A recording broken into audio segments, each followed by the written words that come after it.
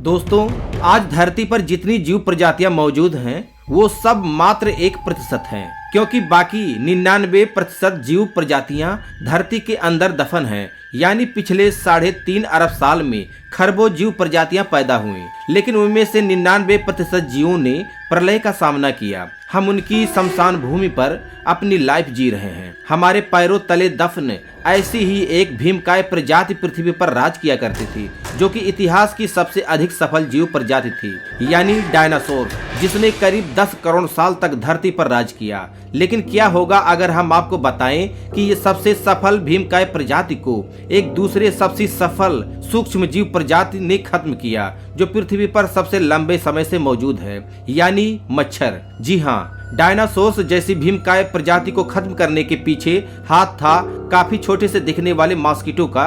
इस बात पर यकीन करना संभव नहीं है, क्योंकि अब तक आपको इसकी जानकारी किसी ने नहीं दी। तो जानने के लिए वीडियो को लास्ट तक जरूर देखना, नहीं तो आप इसे समझ नहीं पाएंगे। आज से 65 मिलियन साल पहले हमारी पृथ्वी आज जैसी नहीं दिखाई देती थी। आसमान को चूमने वाला हिमालय भी तब नहीं था, बल्कि इस धरती पर 10 करोड़ सालों से राज करते आ रहे थे कई पहाड़नुमा डायनासोर।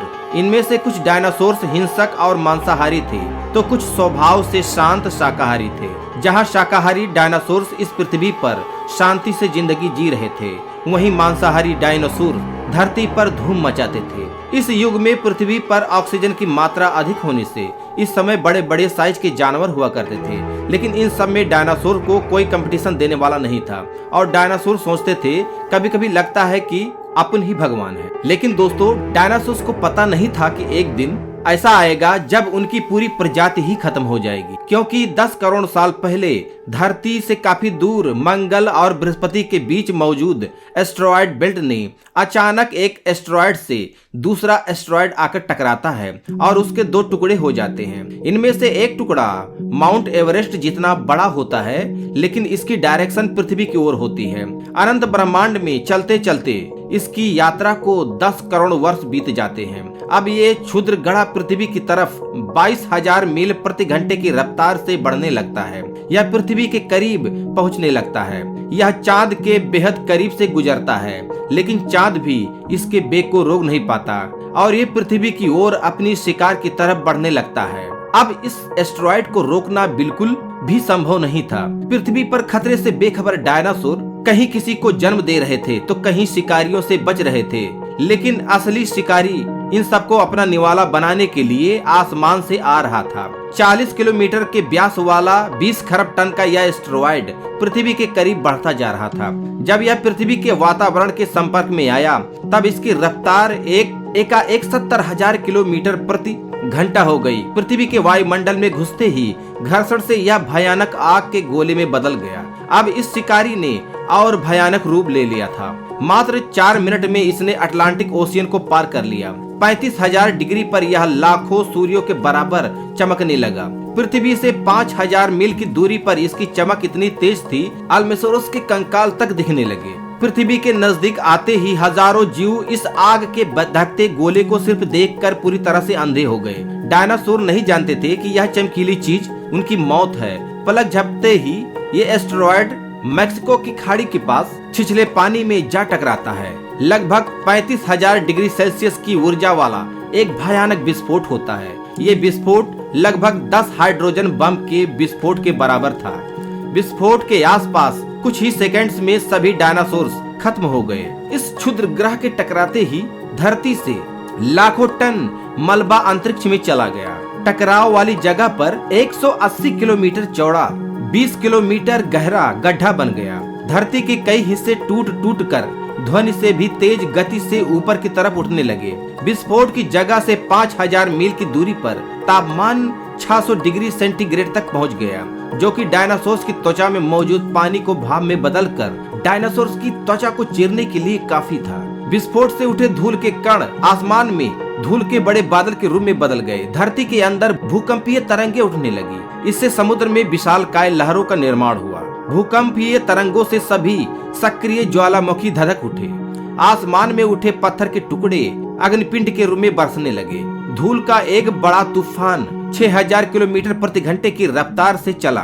पृथ्वी से ऊपर उठे धूल की वजह से सूरज की रोशनी धरती पर नहीं पहुंच पाई। गर्म हवाओं और आगजनी से पेड़ पौधों की सारी प्रजातियां नष्ट हो गई। विस्फोट के 90 मिनट बाद धरती का तापमान 200 डिग्री सेल्सियस तक बढ़ गया। कुछ डायनासोर्स को तेज हवाओं से पहाड़ों ने बचा लिया, लेकिन जमीन को तोड़ती आ रही लहरों ने उनकी जान ले ली। इस भयंकर विस्फोट से बड़ी बड़ी इमारतों जितनी चट्टानें ध्वनि से भी तेज गति से आसमान में प्रक्षेपित हो गई। इनमें से कुछ तो चंद्रमा पर पहुंच गई और कुछ अंतरिक्ष के गहरे अंधकार में। जो अंतरिक्ष में नहीं पहुंची उन्हें पृथ्वी ने फिर से खींच लिया, जो हजारों एल्मोसोरस पर चट्टान की तरह बरसी। धरती, आसमान और समुद्र हर जगह कहर मच गया। अब तक के इतिहास में आए भूकंप के झटकों से 60 गुना अधिक शक्तिशाली भूकंप ने पृथ्वी की परतों को उधेड़ कर रख दिया। विस्फोट से पृथ्वी पर उठी तरंगे चारों तरफ से संपूर्ण पृथ्वी पर फैल रही थी। पृथ्वी की इस अंगड़ाई में हजारों डायनासोर्स खत्म हो गए। ध्वनि से भी तेज चलने वाली हवाओं ने डायनासोर्स की त्वचा को उधेड़ दिया। उड़ने वाले डायनासोर्स किसी तरह इन जमीनी खतरों से बच गए, लेकिन आसमान से होने वाली आग की बारिश ने उड़ने वाले डायनासोर्स के पंखों को नष्ट कर दिया। कड़कते बादलों की हीट ने जंगलों को जलाकर राख कर दिया। इस आगजनी से बचने के लिए कुछ छोटे जीव तो बिल में घुस गए, लेकिन डायनासोर्स आग की लपटों से बच नहीं पाए। डायनासोर्स भाग रहे थे और मौत उनका पीछा कर रही थी। विस्फोट से अधिकतर ऊर्जा तरंगों के रूप में पृथ्वी के धरातल में फैल गई, लेकिन 1% ऊर्जा सीधे पृथ्वी के आर पार हो गई, जो कि पूरी पृथ्वी को घंटी की तरह बजाने के लिए काफी थी। एस्टेरॉयड के भयंकर विस्फोट ने समुद्र में सुनामी को जन्म दिया। जो डायनासोर्स किसी तरह बच गए उन्हें बड़ी बड़ी लहरों ने निगल लिया। वहीं इस विस्फोट से धरती के सभी ज्वालामुखी सक्रिय होकर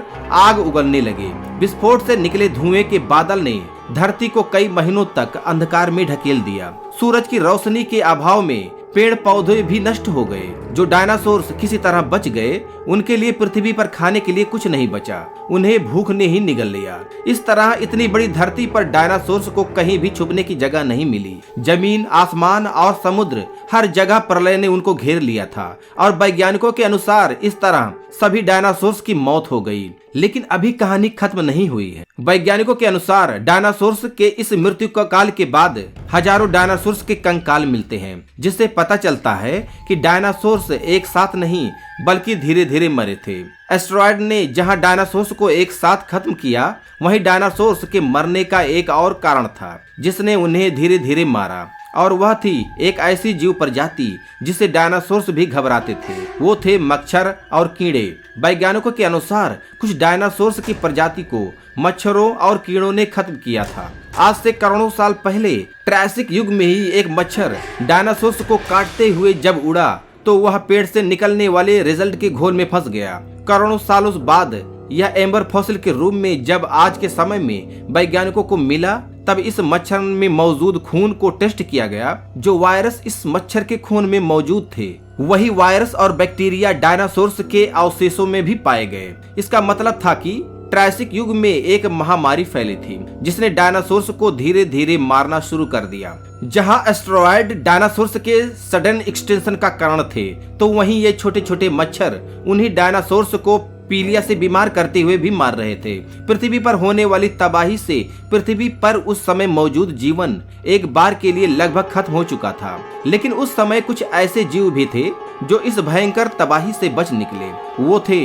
मैमल्स, यानी हमारे पूर्वज। ये मैमल्स एक चूहे से छोटे जीव थे और तबाही के समय बिलों में छुपकर इन्होंने अपनी जान बचाई थी। आगे चलकर इन्हीं मैमेलियन से धरती पर कई विचित्र जीवों का जन्म हुआ और फिर हम इंसानों की उत्पत्ति हुई। आज से 3 लाख साल पहले मॉडर्न ह्यूमंस की उत्पत्ति हुई। पर आखिर हम इंसान कहां से अटके, हम कैसे पैदा हुए? लेकिन दोस्तों, वैज्ञानिकों के अनुसार अगर यह तबाही न हुई होती तो शायद आज हम इंसान पैदा नहीं हुए होते। ऐसे में एक सवाल जरूर उठता है कि आखिर नेचर हमसे क्या चाहती है। हमारे पैरों के नीचे एक कब्रिस्तान मौजूद है जिसमें धरती की 99% प्रजातियां सोई पड़ी हैं। 5 बार प्रकृति के कहर ने हमें खत्म करने की कोशिश की, लेकिन हर बार जीवन न सिर्फ बचता गया बल्कि कॉम्प्लेक्स लाइफ में बदलता गया। आज धरती पर हजारों विचित्र जीव प्रजातियां मौजूद हैं और उनमें से एक ऐसी प्रजाति भी पैदा हुई है जो इवोल्यूशन का सबसे बड़ा आविष्कार है,